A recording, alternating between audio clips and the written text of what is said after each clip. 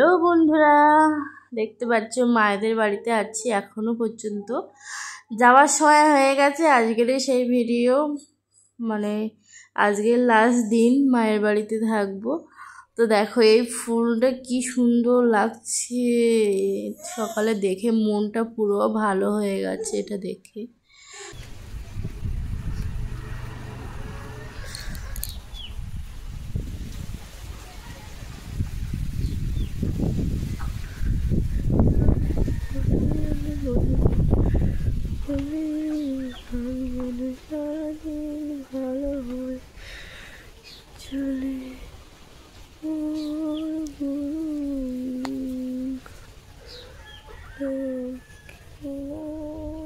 আর ফুলটা কানে দিয়ে আমাকে কেমন লাগছে জানিও। আর এই যে ওয়েদারটা না, কি সুন্দর ওয়েদার, কি বলবো, দারুণ লাগছে।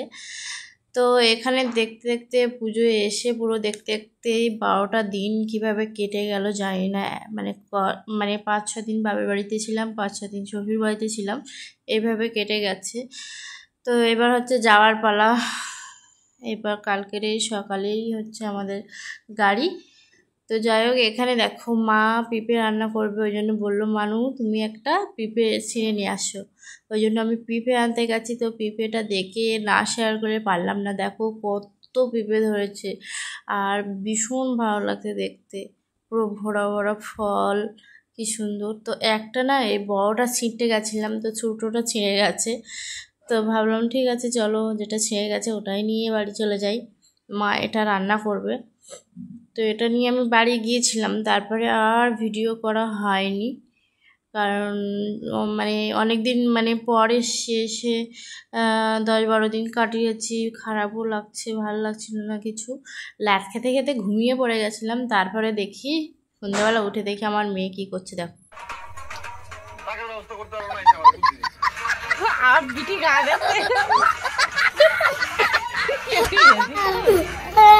যে তারপরে আর কোনো ভিডিওই করা হয়নি, কারণ আগের বেলা যখন এসেছিলাম তখন প্রচণ্ড শরীর খারাপ ছিল। এবার ঠাকুর নাম করে শরীরটা ভালো।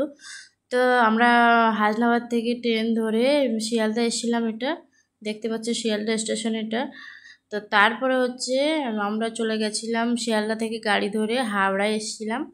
এই যে হাওড়ায়, এখানে এসে অনেকক্ষণ বসেছিলাম। তোমাদের দাদাভাই একটা জিনিস আনতে গেছিলো।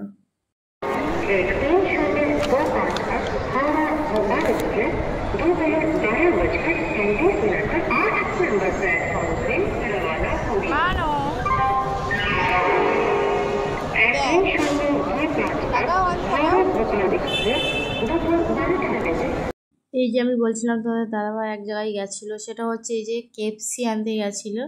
তোমাদের দাদাভাই এটা খেতে খুবই ভালোবাসে, আর আমি ওর সঙ্গে থেকে আমার ওটা প্রিয় হয়ে গেছে। তো তারপর ফাইনালি এই যে আমরা ট্রেনে উঠে গেছি, আর দেখো আমার মেয়ে এসে সঙ্গে সঙ্গে শুয়ে পড়েছে, এত গরম। আর তারপরেই আমরা খাওয়া শুরু করে দিয়েছি কেএফসি। আর একটা তোমাদের দেখিয়েছি, দেখো, দেখলে বুঝতে পারবে। ব্যাগের মধ্যে একটা কালো কেরি পেপারে বাঁধা ছিল, ওটা হচ্ছে আমার মা পাঠিয়েছে হাঁসের মাংস আর লুচি। কিন্তু ভীষণ দুঃখজনক ঘটনা, সেটা হচ্ছে হাঁসের মাংসটা আমরা কেএফসি খাওয়ার জন্য তখন খাওয়া হয়নি।